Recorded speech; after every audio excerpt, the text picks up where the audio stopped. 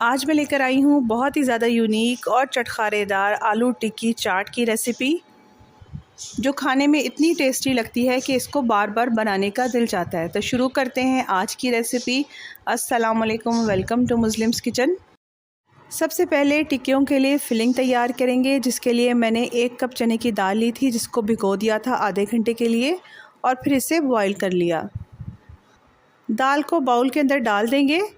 इसके बाद 5 टेबलस्पून मटर को मैंने बॉईल कर लिया था, इसे भी शामिल कर देंगे। अब इसमें half teaspoon chilli flakes डाल देंगे। 1 टीस्पून इसमें रेड चिली पाउडर डाल देंगे और 1 टीस्पून ही इसमें चाट मसाला शामिल कर देंगे।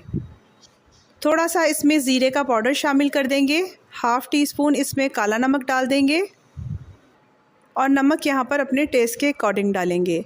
सब चीज़ों को डालने के बाद इसको मैं मैश कर लूँगी।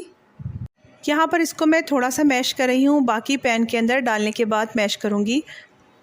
यहाँ पर पैन के अंदर 3 टेबलस्पून ऑयल डाल दिया है, साथ ही इसमें मैश की हुई दाल शामिल कर देंगे और इसको फ्राई कर लेंगे। इससे हमारी जो दाल है वो बहुत ज़्यादा टेस्टी बनेगी और मसाले भी अच्छी तरीके से मिक्स हो जाएंगे। बिल्कुल लो फ्लेम के ऊपर आपने इसको पकाना है 1 से 2 मिनट के लिए। इसके बाद फ्लेम को ऑफ़ कर देना है और दोबारा से मैशर से इसको अच्छी तरीके से मैश करना है। फिलिंग रेडी हो चुकी है। अब इसको साइड पे रख लेंगे और आलू की टिक्कियाँ तैयार करेंगे। टिक्की बनाने के लिए यहाँ पर मैंने 4 आलू लिए हैं, जिसको बॉईल कर लिया था। आलूओं को हमेशा छिलका उतार के ही बॉईल किया करें। इसके बाद इसको मैश कर लूँगी।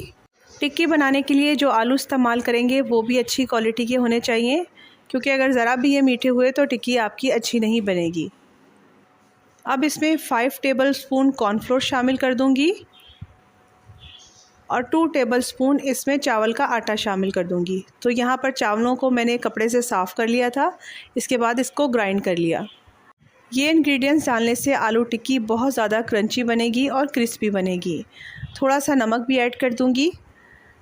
थोड़ा सा धनिया, पुदीना और हरी मिर्चें भी इसमें ऐड कर देंगे।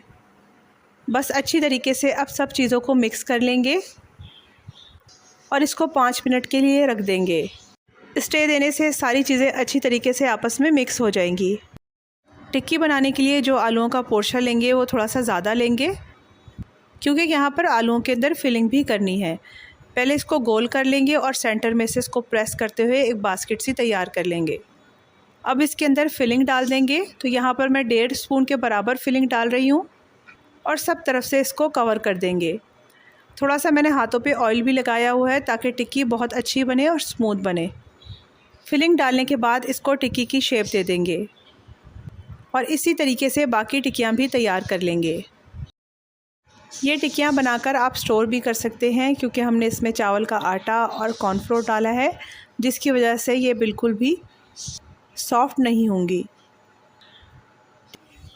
टिक्कियाँ फ्राई करने के लिए पैन के अंदर ऑयल डाल देंगे। जब ऑयल गर्म हो जाएगा तो इसमें टिक्कियाँ डाल देंगे। यहाँ पर आपने टिक्कियों को लो फ्लेम के ऊपर ही फ्राई करना है, इससे आपकी टिक्कियाँ बहुत ज़्यादा क्रिस्पी बनेंगी। जब ये एक साइड से फ्राई हो जाएंगी तो इसकी साइड को चेंज कर देंगे। ये टिक्कियाँ खाने में बहुत ज़्यादा टेस्टी लगती हैं। आप चाहें तो इसको ऐसे भी सर्व कर सकते हैं। बस इस तरह से बहुत ही मज़ेदार और क्रिस्पी सी आलू टिक्की बनके रेडी हो गई है। तो यहाँ पर मैं इसको प्लेट के अंदर निकाल लूँगी। अब चाट को रेडी करते हैं। तो यहाँ पर टिक्कियों को थोड़ा सा मैंने प्रेस कर लिया था, ताकि जो इंग्रेडिएंट्स, जो मसाले हम इसमें डालें वो अंदर तक चले जाएं। सबसे पहले इसके ऊपर फिटा हुआ दही डालेंगे, जिसमें 1 चम्मच चीनी डाल के इसको मैंने फ्रिज के अंदर रख दिया था। इससे दही का टेस्ट चाट में बहुत अच्छा आता है। ऊपर से बॉईल किए हुए चने शामिल कर देंगे। चने डालने के बाद इसके ऊपर ग्रीन चटनी डाल दूँगी, जिसको पुदीना, हरा धनिया और हरी मिर्चें डालकर मैंने बनाया था। अब इस पर इमली की मीठी खट्टी चटनी डाल देंगे। चॉप किया हुआ प्याज डाल देंगे। हरा धनिया, पुदीना और हरी मिर्चें डाल देंगे। टमाटर भी ऊपर से ऐड कर देंगे। यहाँ आप चाहें तो अनार के दाने भी डाल सकते हैं। इसके बाद इसके ऊपर मैं चाट मसाला डाल दूँगी। इस तरह से बहुत ही मज़ेदार और बहुत ही टेस्टफुल, कलरफुल सी हमारी चाट रेडी हो चुकी है। जब आप इसको एक बार बना लेंगे तो आपका दिल चाहेगा कि आप इसको बार बार बनाएं। तो इस रेसिपी को ज़रूर ट्राई कीजिएगा।